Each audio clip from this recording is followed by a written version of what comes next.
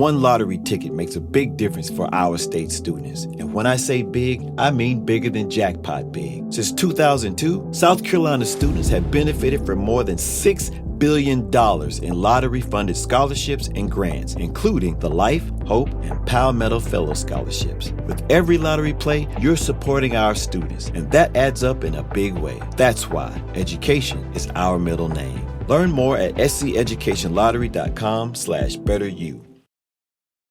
Queridos amigos de la radio, como sabéis he estado firmando en la Feria de Madrid. Así que no puedes perderte mi libro La fe, la ética y los valores de los superhéroes. El libro ideal para dar la batalla cultural con una sonrisa. Fundación Edelvives patrocina este espacio cultural. Fundación Edelvives patrocina este espacio cultural. Estás escuchando Directo a las Estrellas. Víctor Alvarado. Nuestro invitado de esta semana nos puede explicar qué era un Whopper y el trauma que le supuso su paso de las cintas de cassette a los CDs. Disfrutaba en su adolescencia de las reposiciones de Barrio Sésamo y de La Bola de Cristal, pero al burlarse de la Bruja Averías se quedó sin la Nintendo y se convirtió en un youtuber de éxito. Responde al nombre de Encinas, Sergio Encinas, y es el autor de Recuerdo desbloqueado de los 90 y los 2000, editado por Destino. Buenas tardes. Hola, buenas, ¿qué tal? ¿Cuáles fueron tus pasos para convertirte en youtuber? Pues mira, yo llevaba subiendo vídeos ya bastante tiempo, en 2012, 2013, algo así, pues cuando se podían subir vídeos a Facebook y bueno, YouTube siempre se ha podido subir, pero como que lo tenía un poco apartado porque se tardaba mucho en... No es que se tardara mucho, sino que costaba mucho llegar a la audiencia. Entonces, bueno, pues subía mis vídeos por Facebook y, bueno, pues con relativo éxito, digamos. Sí. Pero bueno, nunca me rendí. Seguí subiendo. Y luego, pues fue cuando en Instagram se empezó a empezar a poner vídeos también. En Twitter se empezaban a poder poner vídeos. Luego salió TikTok, luego ya explotaron todas. Y ya fue cuando empezamos a subir a todas las redes sociales y fue cuando más o menos pues empezaron a funcionar los vídeos, que fue yo creo que un poquito antes de la pandemia o por ahí. Y luego ya la pandemia fue cuando ya pues explotó del todo. Sí, bueno, a mí en parte me ha pasado algo parecido con la plataforma de iVoox, que ha pegado una explosión en los últimos meses espectacular y después de mucho intentarlo en muchos sitios, a veces nunca sabes cuál es la hora, el día, el sitio y el éxito entre comillas está llegando a partir de ahora, acaba de empezar prácticamente, después de un tiempo que hubo un parón y es verdad que antes del COVID también tuve otro pico como el de ahora, espero que se mantenga. Claro, es que nunca se sabe. Bueno, la cuestión es ir haciendo, ir probando, ir adaptándote a los tiempos que van llegando, las cosas nuevas, ir cambiando el contenido poco a poco y hacerlo fresco y dinámico y hacer una marca personal tuya. Y luego ya, pues oye, pues unos funcionarán mejor, otros peor y otros pues normal. Sí. La cuestión es seguir haciendo. ¿Y qué consejo le daría, por ejemplo, a un adolescente que sueña con tener un canal de YouTube? Que lo haga por diversión. Eso que lo haga por divertirse y que lo haga porque le apetece, porque le gusta y para enseñar sobre todo algo que sabe hacer. O sea, el que es influencer muchas veces dice, quiero ser influencer, ¿pero de qué? Dice, no soy influencer. Digo, ¿pero de qué? Digo, si te gustan los patines, pues sube vídeos de patines. Si te gusta el fútbol, sube vídeos de fútbol. Si te gusta la música, pues de música. Y luego ya, si tienes unas 12 para interpretar muy buenas que a la gente le gusta, pues es cuando ya te haces influencer, pero casi sin querer. La cuestión es subirlo por ocio y luego, si puedes vivir de ello, pues genial. Que no, sigue divirtiéndote, que es lo único que vale. Sí, es que a veces es bastante curioso. Tú te esfuerzas en hacer un contenido súper elaborado y luego te lleva un niño que hace el pino con el dedo meñique y entonces se acabó todo. 1.000.000 de visitas. O simplemente te ponen un comentario negativo en el vídeo que tú has puesto, que a lo mejor tú no lo has hecho ni con intención polémica, y empieza a subirte las visitas de una manera espectacular, pero claro, no era tu intención, ha sido por casualidad, sin provocarlo. Claro, hombre, la suerte siempre influye en todo lo que hagas, influye, pero es un porcentaje para mí muy pequeño. Lo más importante es el trabajo, la constancia y el ir mejorando poco a poco y lo dicho, intentar divertirte tú. Luego ya, oye, funcionará mejor o peor, pero si tú tienes trabajo, constancia y esto, poco a poco irás creciendo y luego sí, necesitas el factor suerte, pero el factor suerte para, digamos, llegar antes a tu objetivo. Sí. Si no, bueno, pues tú sigue trabajando y oye, si lo haces bien y con esto, pues conseguirás muchas cosas. Sí, yo la verdad que veo muchos vídeos de YouTube de chavales que hacen cosas. Unos se ven que están muy bien trabajados, como el vuestro, por ejemplo el de Natcher, que se ve que los guiones los trabajáis, los estrujáis, le dais vueltas para intentar crear algo original o sorprender un poco. Pero luego llegan otra historia, otros personajes que a lo mejor hacen cosas parecidas, como las vuestras de nostalgia, y es que dan vergüenza ajena. Pero lo que Claro, más... Pero lo que más me llama la atención sobre todo es el esfuerzo creativo, porque estas creatividades que tú haces yo creo que tienes que estar al 100% 24 horas. Yo conozco a un dibujante aquí en Málaga que se llama Fano y he hablado algunas veces con él, pero claro, a veces están manteniendo una conversación y él está pensando en lo que va, en el dibujo que va a hacer, con la intención que va a hacer y la creatividad que quiere conseguir en ese momento. claro, sin querer la cabeza la tienes 24 horas pensando. Y eso es un problema, la verdad, porque yo estoy, o sea, 24 horas todos los días pensando en qué vídeo crear, qué chistes hacer, porque bueno, yo soy monologuista, yo soy Sí, cómico y actúo en teatros sí. y estoy todo el día pensando chistes que hacer en mi espectáculo. Y parte de mi cabeza está pensando en chistes nuevos para hacer un espectáculo, parte de mi cabeza está pensando en chistes nuevos para hacer en vídeos, crear guiones, hacer cosas nuevas, estar pendiente de la actualidad. Entonces, sí que es verdad que es 24 horas y de vez en cuando sí que me gusta apagar el móvil, aunque sea una hora o así. Bueno, el otro día el apagón lo agradecí, así que Sí, sí. estuve por lo menos unas horas sin estar pendiente, pero aún así mi cabeza seguía Sí, dándole lo vi en vueltas. los vídeos, digo, para que tan rápido Eh, pudieses crear esos vídeos que creaste justo cuando terminó el apagón o durante el apagón, hay que estar dándole vuelta a la cabeza. Pues yo claro, recuerdo un ¿viste el campamento blog? de Sí, ese catequesis fue de un blog. verano, en un verano que hicimos una acampada y me tocó a mí llevar las veladas y yo es que estaba más pendiente de eso que de otra cosa, de lo demás casi que no me daba cuenta. Claro, que viste el blog entonces, ¿no? Que subí un Sí, sí, blog de lo sí, que ocurrió de 3 minutos. Digo, bueno, sí, voy a ir subiendo lo que va pasando, porque no sabías cuánto iba a durar. Podía ser 2 horas, 6 horas o 10 días. Digo, bueno, sí. yo voy a ir subiendo cosas hasta grabando cosas hasta lo que pase. ¿Ves? Ni en ese momento descansé. Yo dije, bueno, hay un apagón, pero yo esto lo monetizo. Esto yo lo aprovecho y ya está. Pero sí es verdad, la cabeza pensante. Y luego lo que no ve la gente, porque a lo mejor un vídeo que a lo mejor dura 40 segundos. Igual he tardado 2 o 3 horas en hacerlo, porque es tener la idea, hacer el guión, buscar el sitio para la grabación, grabarlo, no queda bien, lo repito, ahora espera, se me ocurre esto, ahora cojo esto, ay, se me olvida hacer esto, lo vuelvo a hacer. Igual un vídeo de 40 segundos, 50 segundos, pues son 2 o 3 horas de trabajo. Claro, eso es lo que a veces la gente no se da cuenta. Que cuando yo Claro, preparo una entrevista, a lo mejor me he estado leyendo el libro durante 2 o 3 días, a lo mejor le he dedicado 6 horas al libro para poder hacer una entrevista que va a durar 20 minutos. totalmente, Sí, sí. exactamente. Es lo que la gente no ve. Dice, es todos en un momento, ya está. No, no, no. Hay un trabajo previo y durante y después también.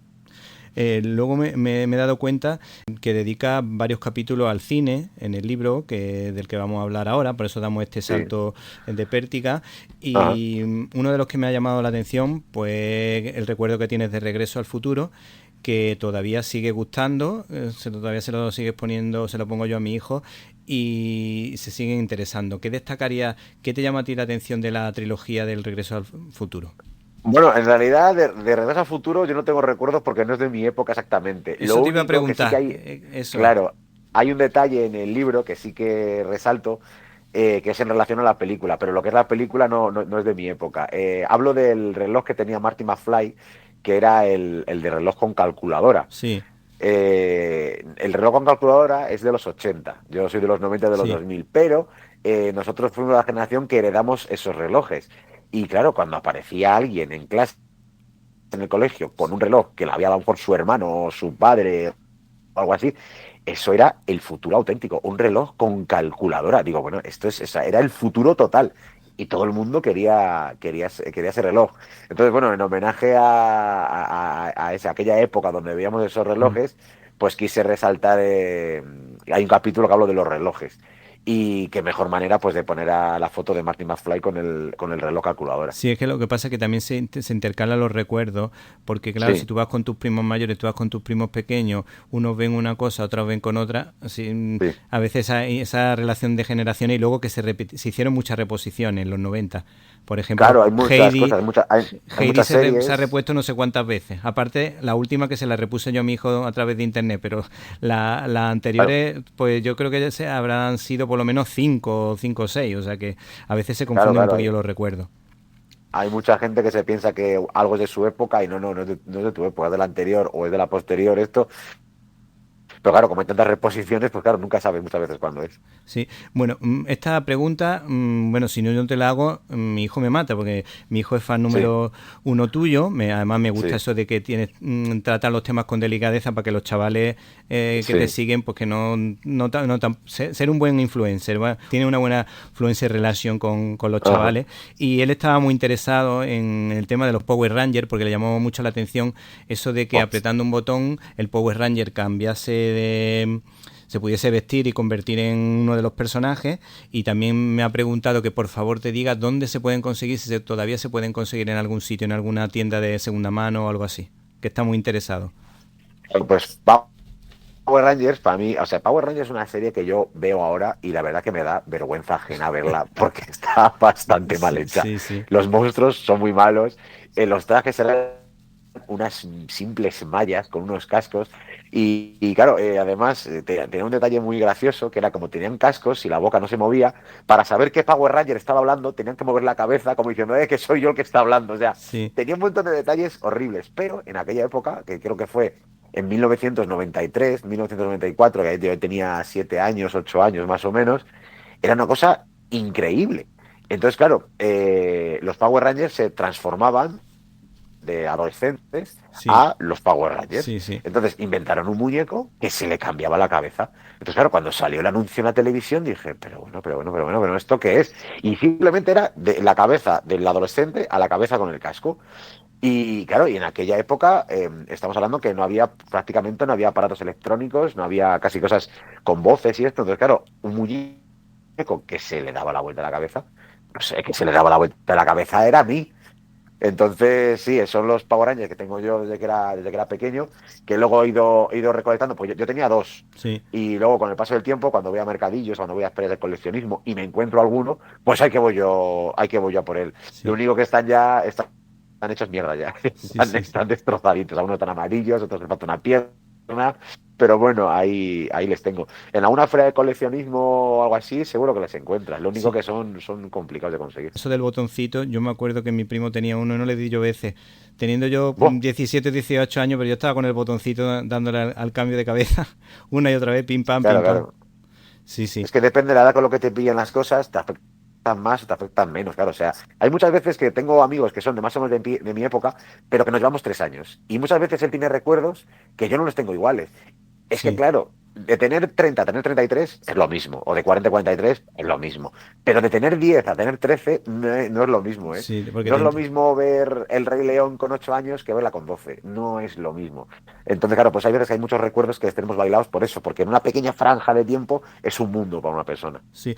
Pues ya que has hablado del Rey León, te voy a contar mi experiencia. Nosotros estando en COU, a todo el curso de COU, imagínate 200 alumnos de todas las especialidades, se nos ocurrió ir a ver el Rey León, imagínate 200 alumnos Buah. allí viendo todo eso.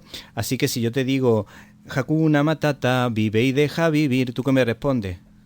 Hakuna Matata, vive y sé feliz. Venga, pues ¿qué, Te qué te, tengo qué que te pareció decir la eso idea? ¿Qué sin te ninguna pareció la duda. idea de haber visto Rey León, 200 alumnos de COU ya mayorcitos viendo estas cositas? Necesario, porque El Rey León para mí es y será siempre la mejor película de Disney de la historia. Vamos a ver, estamos hablando que la época de los 90, desde la primera película de los 90, que fue Los Rescatadores en Cangurolandia, hasta la última, que fue Fantasía, que fue en diciembre del 99, todas las películas son excelentes. Sí, sí. Todas. No hay una mejor que otra, pero El Rey León destaca por encima de las demás por todo lo que tenía, por todo, por la historia, la banda sonora, los personajes, la evolución, los pasos en el tiempo, los toques sentimentales, los toques graciosos, o sea, es que es todo, es todo. Y joder, yo recuerdo verla en el estreno, el día del estreno, en el cine de mi barrio, un cine relativamente pequeño, porque tenía solo una sala muy grande, Sí. y luego una pequeña, así que es un cine pequeño en comparación con los de ahora. Con la tensión de vamos a ir a ver el Rey León, que yo ese recuerdo le deseo a todo el mundo que lo haya vivido, ya sea con 7 años que tenía yo más o menos, o ser en Go, pero que ese recuerdo lo tenga todo el mundo porque es una película que no se va a volver a hacer ninguna como esta. Sí, sí. En este aspecto también hay otra que a mí me gusta muchísimo el Rey León y me sé todas las canciones, pero hay una que me gusta un poquito Mm. más que es Toy Story. Además coincido contigo Buah. en lo de los muñequitos soldaditos, porque yo tenía muchos soldaditos de esos, pero especialmente 10 que eran los que consideraba como especiales y eran exactamente iguales que los que aparecían allí. Y además, de hecho, he entrevistado una vez nada más a José Luis García, pero vamos, lo escuché en la radio una vez decir que Toy Story Ajá. era una obra maestra que podía ser considerada una película como otra cualquiera. Y es que coincidí exactamente en la gala del Oscar de ese año con las votaciones en algunas cosas, y precisamente en esta coincidí, porque es que la trilogía completa, la tercera con el pozo de las dos anteriores, vamos, yo creo que es de las mejores de la historia, además que te toca muchísimo el corazón. Claro, es que Toy Story partimos de la base que era la primera película en su totalidad que se hacía por ordenador, así que tenía una premisa increíble, porque sí que anteriormente habían hecho pruebas, como en La Bella y la Bestia, que hay algunas escenas que se habían hecho en 3D, pero Toy Story era la primera película que se hacía en 3D, entonces claro, sin saber lo que iba a ocurrir y sin saber de qué iba la historia, todo el mundo quería ver esa película. Y claro, de repente vas y te das cuenta que eso, que Andy tiene un señor patata, que mucha gente lo tenía, tiene soldaditos, que todo el mundo los tenía, tiene dinosaurios, que todo el mundo los tenía, tiene esto y dices, "Joder, pues es que es él en mi persona, yo hacía lo mismo que Andy, yo representaba películas, este era el villano, este era el malo, este era el bueno, este era son los amigos del bueno, que hacía sus películas, que era exactamente lo que yo hacía. Entonces, claro, ese mundo se convierte en tu vida más o menos reflejada y lo dicho, es otra película que todo el mundo tiene que ver, tiene que experimentar, porque sí, sí, para mí es una obra maestra. Tú sabes lo que yo hacía, le ponía banda sonora a las batallas y todo eso. Iba Claro, colgando. hombre, pero ¿qué es eso? O sea, hacer películas en el suelo de tu habitación, ¡buah! Sí, eso Es no. a lo mejor. Por eso soy guionista ahora más o menos de mis monólogos y mis historias, porque claro, llevo años practicando mi mente. Claro, claro. Además, yo creo que cuando uno hace el guión puede ser a lo mejor menos divertido, pero a lo mejor es más cercano, y entonces en el momento en el que despierta la sonrisa en el que te sigue, en el oyente, en el lector o lo que sea, o el que te ve a través de los vídeos, yo creo que ese es el momento que ya conecta contigo. Por eso yo creo que es lo que pasa con tu humor, un humor sociológico Claro. que hace cercano a todo el mundo, porque es la realidad, porque yo estuve viendo, digo, Javier, le dije a mi hijo, Javier, sácame unos cuantos vídeos chulos de, de Sergio Encina, y entonces sacaste el del colegio con la goma de los boquetes, ¿no? Le he hecho boquete yo a la goma, Anda, claro. boquete a las mesas del colegio, que a veces eran bastante difíciles de escarbar en ellas. Bueno, todo ese tipo de cosas yo creo que lo hemos hecho todo en momentos de aburrimiento. Claro, es que además en el libro, yo muchas veces, a ver, en el libro he querido plasmar más o menos lo que hago en mis vídeos. Porque yo los vídeos que hago, o sea, no son muy técnicos, no son informativos al 100% y no doy datos de estos que digas, hola, que de esto yo no lo sabía. Yo intento transmitir lo que yo viví en aquella época. Muchas veces hay gente que me viene a los vídeos, a los comentarios, que es lo que más le gusta hacer a la gente en los comentarios, intentar corregirte o decirte algo que has Sí, dicho mal. siempre, siempre. Y digo, a ver, una cosa, digo, que yo no estoy aquí siendo experto de nada, yo estoy dando mi punto de vista de cómo yo lo vi. Y en el libro pasa exactamente lo mismo. Yo estoy dando mi punto de vista porque estoy seguro que mucha gente cuando lo lea va a decir, "Joder, yo era igual, yo hacía exactamente lo mismo, o bueno, o parecido". Por eso lo bueno que tiene eso es decir las cosas como yo lo sentí y luego si lo has vivido igual, pues bien. Que no lo has vivido igual y dices, ah, pues qué curioso que esta persona lo haya vivido así. El día del apagón se escuchaba un niño al salir del cole que decía: papá, estoy harto de vivir momentos históricos como el COVID, la Dana, el Es volcán de La verdad. Palma, la muerte del Papa y el apagón. ¿En qué medida estas historias te ayudan? No sé si a veces sacan noticias más de actualidad y otras veces recurre un poco a la nostalgia. Pues es que ya todo vale, porque al principio sí que cuando empiezas a crear, empiezas a tocar palos por todos lados hasta que encuentras, digamos, donde más a gusto estás y lo que funciona, porque a veces que estás a gusto en algo pero que no funciona. Entonces tienes que buscar siempre un equilibrio de algo que estés a gusto y algo que guste a la gente.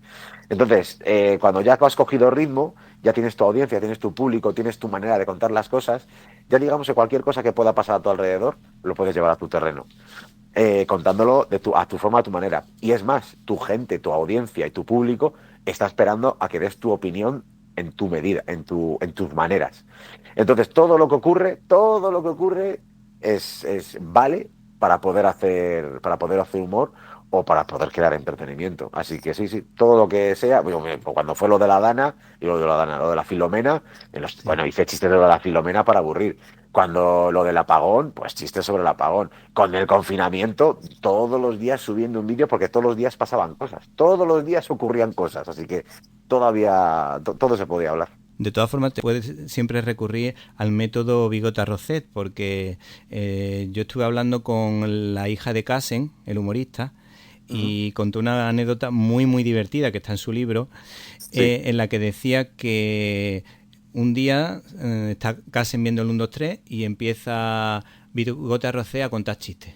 Y Ajá. dice, pero si este chiste lo inventé yo, pero si este chiste lo inventé yo, pues si este Ah, chiste lo sí. inventé yo. Y entonces se dio cuenta que una de las cintas que él había grabado de chistes se le había copiado literalmente en un programa. Y entonces, a partir de ahí fue cuando el 1, 2, 3 empezó a poner la empresa no se hace cargo de las opiniones de sus colaboradores y sus chistes. Y se quitó Hostia. de en medio el problema, pero fue así. Qué curioso. Eso pasa un poco en aquella época los humoristas que grababan cintas y soltaban chistes en pubs y en teatros y en esto que todo el mundo lo recogía y se iba, digamos, haciendo viral cuando la palabra no existía viral. Claro, porque los chistes de quién son, porque decía la gente, "Ah, los chistes son del pueblo". Bueno, a ver, los chistes alguien se lo habrá inventado. Lo único que luego se ha ido corriendo de boca en boca pero ese chiste es de alguien. Pues con los chistes, digamos que ahora mismo digitales, ocurre lo mismo. A ti se te ocurre algo, lo soltas en redes, uno lo repite, otro te lo copia y se va haciendo una bola de nieve. ¿Y de quién es eso? Pues vete a saber. Sí, sí. Pero eso ya es algo que es inevitable, o sea, es inevitable, así que bueno, pues tú vas haciendo tus cosas y si te lo copian, pues te lo copian y ya está. Si te lo copian es que lo estás haciendo muy bien. ¿Y tú cuando te compraste el primer PC, esa famosa torre que todos hemos tenido, Pues, te lo compraste porque era interesante modernizarse o por los videojuegos? Dime la verdad. a ver, yo empecé un grado medio que hacía falta ordenador, yo creo que solo por tener el ordenador en casa. Sí. Porque yo creo que ni me interesaba el grado medio. Porque yo fui uno de esos niños que me gasté toda mi propina en ir al ciber a poder utilizar el ordenador, porque el ordenador en casa tardó muchísimo en llegar. Tardó Sí. muchísimo en llegar. Yo lo que tenía que hacer es ir al ciber a utilizarle. Yo lo que pasa, Entonces tú yo... sabes lo que pasa, perdona que te interrumpa, es que Sí, mi, sí, sí. mi padre trabajaba en temas de telecomunicaciones y siempre el Spectrum Ah, llegó pronto, la torre llegó pronto, entonces y el ah, internet, incluso mi padre estaba más interesado en leer la noticia en internet que yo, o sea que entonces ah, llegó es un que eso es poco, eso una ventaja muy teníamos grande. una ventaja, sí. Lo que pasa que a Yo, mí o la sea, tecnología tampoco te creas que se me da demasiado bien. es que a mi casa llegaban muy tarde las cosas. Yo lo utilizaba todo el primero. Yo todo lo que salía nuevo iba a utilizarlo, pero tenía que ir o a casa de un amigo o a la biblioteca Sí, o al ciber o a esto, pero tenía que ir allí a toquetear, a bichear. Es como el VHS llegó tarde a mi casa porque en mi casa había un vídeo que era antiguo con cintas que estaban bien y mi padre pues decía, pues está bien, ¿para qué vamos a comprar otro? Y ya dije, papá, quiero ver películas que no sean en blanco y negro, por favor. Digo, queremos comprar un vídeo ya VHS para poner mis películas de Disney. sí, eso Pues me con el pasó. ordenador pasó lo mismo. A mí me pasó en los años 80 que vi la película de Ajá, Drácula, la famosa ajá, de Christopher Lee, y la vi en blanco ajá. y negro. Y yo siempre Claro, había creído que era en blanco y negro. Y he dicho, claro. "Ay, mi película favorita de terror es en blanco y negro y es de Christopher Lee". Y no era en blanco y negro, es que la tele que tenían mis padres cuando nos íbamos de viaje, o con mi padre lo trasladaban de un sitio a otro, pues que llevábamos la antigua, la de blanco y negro, para llevarla de casa en casa, para no quedarnos sin tele cuando íbamos de viaje. Claro. No, es que era grave y era traumático en aquella época. A ver, el ordenador, yo creo, o sea, el ordenador, yo recuerdo bajar al ciber en el año 99 yo creo, 98 tendría yo 12 años o por ahí. Y el ordenador llegó a casa yo creo que en 2002, yo creo que llegaría. Entonces, claro, cuando por fin pude utilizar el ordenador en casa, que vino el señor a poner el internet y dije, ay Dios mío de mi vida, ya estoy en el futuro, pues con el VHS me pasó lo mismo. Entonces eso, que llegaban las cosas tarde, pero bueno, al final llegaba. Y a ti te ha pasado que, bueno, en mi época, si tú ibas a las maquinitas, a los futbolines de manera habitual, ¡Buf! eras como un mafioso. Y claro, yo veía a mis primos que en Semana Santa, por las mañanas antes de procesión o lo que fuera, siempre estaban jugando al futbolín o a las máquinas, y a mí me encantaba irme con ellos a jugar al futbolín, porque es que para mí era como algo especial, porque mi madre decía, sí, una partida sí, pero eso de ir todos los días al videojuego no, que eso, como diciendo, como si fuese drogadicto o algo así. Hombre, es que lo éramos, es Sí, que, sí. es que lo éramos porque además era un hobby muy caro porque Sí, eran era caro, era 25 caro. pesetas una partida, pero una partida que si el juego te le sabías de memoria, igual estabas 15 minutos. Si te le sabías de memoria y eras un máquina, Sí, lo sí. normal es que durarás 2 minutos en cada partida. Yo me llegué a Entonces, claro, encontrar una moneda que le habían hecho un boquete con el hilo, para meter ah, el sí, hilo. pero eso funcionaba. Yo es que Yo no lo no lo sé, llegué a yo probar. no sé si funciona. Yo es verdad que yo la tuve, pero yo no Sí, sé, yo creo que no la llegué a usar, no la llegué a usar. yo nunca Pero lo es llegué a verdad ver eso, pero me que hubiera encantado alguien saberlo. lo habría probado o alguien se le habría quedado el hilo o lo que fuera, pero sí me la encontré una. Pero eso está hecho con un taladro especial, porque eso no se puede hacer con cualquier cosa. Claro, claro, o sea, sí, sí, era bueno, luego llegaron ya las de 5 duros, las del con agujero, y ahí ya se podría hacer. Sí, sí, sí. Joder, sí, sí, no, yo las máquinas en los salones recreativos me pasé la vida. Además, yo es que no sé por qué, siempre era el más pequeño, siempre que iba, cuando iba al fútbol, al patio, al parque, al campo de fútbol. Era el más pequeño, no me dejaban jugar. Si me dejaban, pum, vale, me daban un balonazo. Cuando iba a los salones recreativos, siempre era el más pequeño. Tenía que pedir permiso para poder jugar a la máquina donde estaban los mayores. Siempre me tocaba estar así. Entonces yo he ido sobreviviendo en todos estos aspectos que he ido viviendo. Pues Pero sí, sí. yo en el colegio había un profesor que era un hermano marista muy joven y Sí, vimos la silueta de alguien que se veía en el fondo de un recreativo, de estos que sí. también eran de moneda, entonces no podían entrar las personas, los niños no podíamos entrar aunque hubiese maquinita al fondo. Ajá. Y nos pareció ver la silueta y empezamos a decir qué barbaridad, un hermano marista jugando a los videojuegos, esto no puede ser, no sé cuánto. Y luego salió y era otra persona, pero a lo lejos creíamos que era él. Fíjate cómo en esa época cómo se veían las cosas con un niño de 11 o 12 años que, Claro, que es que jugaba. era un sitio, digamos, un poquito oscuro, porque era en aquella época cuando las máquinas, los arcades, tenían un cenicero anclado Sí, para poder fumar en lo que estabas jugando. O sea, es que era una cosa, entonces era una nube de humo, un montón de máquinas apiladas, el señor de los recreativos, un señor con riñonera que te daba el cambio. Había zonas eso que estaban así más sucias, era una cosa turbia. O sea, ahora mismo, a día de hoy, eso no puede existir, porque ahora los salones recreativos son los típicos que hay ahora en los centros comerciales con muchísimas luces súper grandes, bonitos, coludas. sí. No, no, eso era un sitio oscuro donde la gente iba ahí como a conspirar. Y ya por último, una de las cosas que habíamos hablado en el programa es que te pedíamos un top 5 de las series de esa época. Yo, por ejemplo, había pensado, entre las mías, por ejemplo, estaría El Príncipe de Bel-Air, A la hora de Bill Cosby, que esa sería una reposición, siguiendo tu Sí. criterio. Ah, Tendríamos Friends, que además Friends estaba tan bien hecha que yo la descubrí en su primer capítulo por casualidad, entré en Canal Plus, ese que tenía a veces rayas claro. para casi todas las películas, Ajá. eh, pero claro, para la serie esa era como era el gancho. Y cada personaje coincidía con una forma de ser de un amigo mío, que si uno era el inocente, que si Phoebe era la que no pillaba los chistes, pues nosotros teníamos, mi hermana y yo, hecho un ranking de todos los personajes que aparecían. Por ejemplo, yo era Ross en algunas cosas, o sea, que todos pillábamos algo de un rapapolvo de la serie. Ah, eso sí, mi mujer no se fue con otra, ¿eh? Por eso mi mujer sigue conmigo. Sí, esas series eran increíbles verlas, sobre todo la franja en la que las veías. Yo creo que las más importantes, bueno, para mí, eran las que se echaban a mediodía, porque a mediodía era mi momento de relax de entre ir por la mañana al colegio y luego ir por la tarde otra vez. Entonces, en ese impasse es cuando veíamos series en la tele.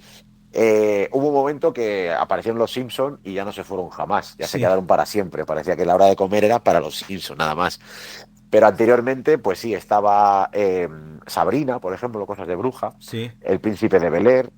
Yo me he reído muchísimo con Cosas de Casa. Con Cosas de Casa sí. era una cosa, La de era de Urkel, locos. la de Urkel. La de Urkel, sí, de Urkel había capítulos, el capítulo que aprende a conducir que le enseña Carl, el de 1, 2 y 3, 4, 5 y 6, yo me calmaré, todos lo veréis. Y ese capítulo le recuerdo perfectamente estar con mi padre llorando de risas viéndolo, y creo que es algo que da pena que ha dejado de existir, ver las series en familia, ya cada uno ve lo suyo Sí, sí. y ya está, pero antes era eso, pero también recordando series que se veían por la noche, que también era un ritual, sentarte por la noche con tus padres a ver las series como compañeros, Médico de Sí, Familia, y una de las que más recuerdo, que más me reí también con mis padres, fue Manos a la Obra, la de Manolo y Benito. sí. Esa Nosotros, serie, buah. nosotros veíamos chapuza en casa Ujú, de Team Herramientas Taylor, y eso le gustaba ujú, a mi padre, lo de las chapuzas y todo eso se partía de la risa. Y luego había un capítulo de Emilio Aragón que llamaban al timbre y no se levantaba nadie. Y como sí, Emilio Aragón era gracioso en los gags, pero luego como actor, bueno, a veces chirriaba un poco, lo veía sí. y hacía un gesto como diciendo... tengo que hacer que nadie coge el timbre, pero no sé cómo hacer actuar. Y quedó súper divertido, que todos cogimos el vídeo, lo grabamos y empezamos a verlo una y otra vez, que cada vez que veíamos la escena nos volvíamos a partir de la risa.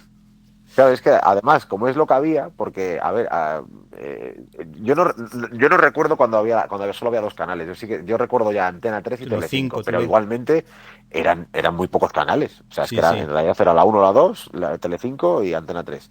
Entonces, que era la serie que veía todo el mundo. O sea, todo el mundo veía o un canal u otro.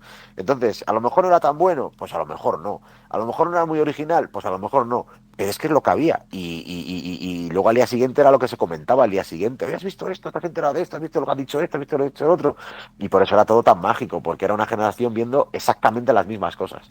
Y la hermana pija de Will Smith y de Carlton, yo me Ah, sí. acuerdo que dijo una Hillary. vez que se le habían perdido las llaves, pero que no había ningún problema porque ella siempre ponía la dirección y el teléfono. Entonces esa broma se la gasté yo a mi abuela, que mi abuela estaría, que en Qué paz bueno. descanse, está desde el cielo seguro riéndose, pero que yo le gastaba unas cuantas todos los días. Sí, Y le dije que qué se me habían bueno. perdido sus llaves, pero que no había problema porque le había puesto el teléfono y la dirección.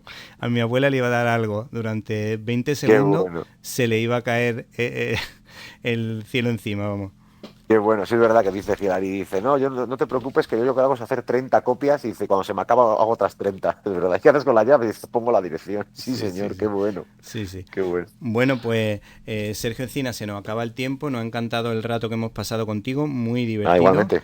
Recuerdo desbloqueado de los 90 y los 2000 de la editorial Destino, y nos ha encantado estar aquí contigo.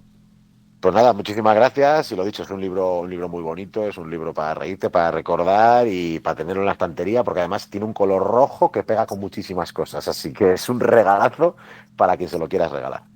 One lottery ticket makes a big difference for our state students. And when I say big, I mean bigger than jackpot big. Since 2002, South Carolina students have benefited from more than $6 billion in lottery-funded scholarships and grants, including the Life, Hope, and Palmetto Fellow Scholarships. With every lottery play, you're supporting our students, and that adds up in a big way. That's why education is our middle name. Learn more at sceducationlottery.com/betteryou.